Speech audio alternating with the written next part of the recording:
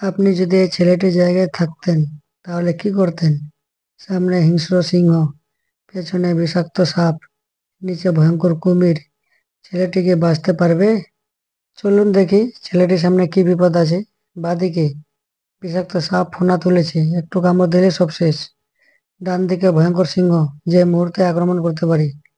নিচে বিশাল কুমিরগুলো ক্ষুধার্তভাবে তাকিয়ে আছে। তাহলে এখন প্রশ্ন, ছেলেটি কোন পথ বেছে নেবে? তো বন্ধুরা, আপনাদের জন্য টাইম রইল মাত্র 5 সেকেন্ড। এই 5 সেকেন্ডের মধ্যে আপনাদের উত্তরটা বলতে হবে।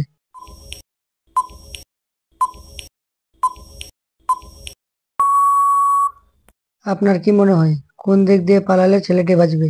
কমেন্টে জানান। আপনার উত্তর কি ঠিক ছিল? এবার আসুন দেখে নিই সঠিক উত্তর। সিংহকে দেখে ভয় পাবেন না, কারণ এটি কিছুক্ষণ আগে খাবার খেয়ে ফেলেছে এবং এখন সে অলসভাবে বিশ্রাম নিচ্ছে। তাই ছেলেটি আস্তে আস্তে ডান দিক দিয়ে সিংহের পাশ দিয়ে চলে গেলে বেঁচে যাবে। আপনার বন্ধুরা কি সঠিক উত্তর দিতে পারবে? তাদেরকে এই ধাঁধাটি পাঠিয়ে দেখুন এবং অবশ্যই আমাদের চ্যানেল সাবস্ক্রাইব করুন আরও মজার কুইজ পেতে। নেক্সট প্রশ্ন, চলুন দেখি আপনার পর্যবেক্ষণ ক্ষমতা কতটা ভালো। নিচের দুই ফটোগ্রাফের মধ্যে কে বেশি বিপদী? এক নজরে দেখে বোঝা যায়। চলুন দেখি এদের বিপদের মাত্রা কেমন। ফটোগ্রাফার এ, সে কাঠ বিড়ালির ছবি তুলতে ব্যস্ত, কিন্তু সামনে বিশাল এক কুমির হা করে তাকিয়ে আছে।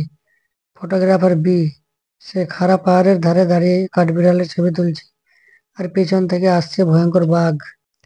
এখন প্রশ্ন, কোন ফটোগ্রাফার বেশি বিপদে আছে?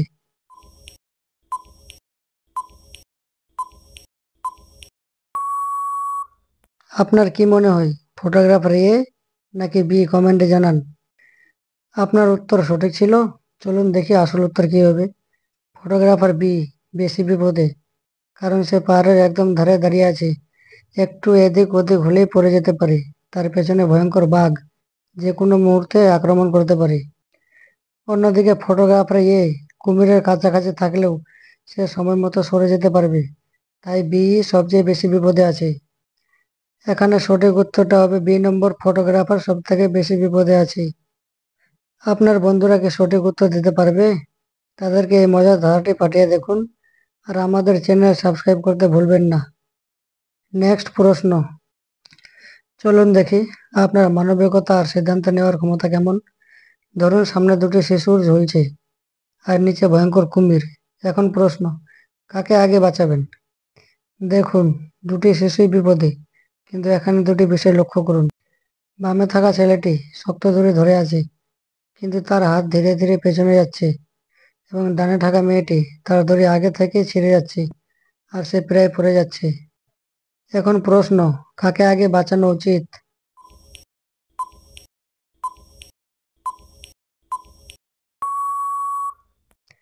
আপনার উত্তর কি? কমেন্টে জানান। আপনার উত্তরটা কি সঠিক ছিল?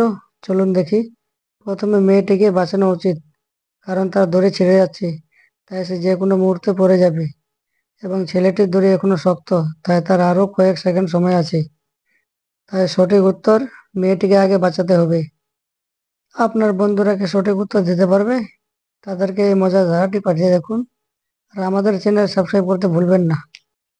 তো বন্ধুরা, এই ভিডিওটি যদি আপনাদেরকে ভালো লেগে থাকে তাহলে লাইক করুন, শেয়ার করুন এবং সাবস্ক্রাইব করতে ভুলবেন না।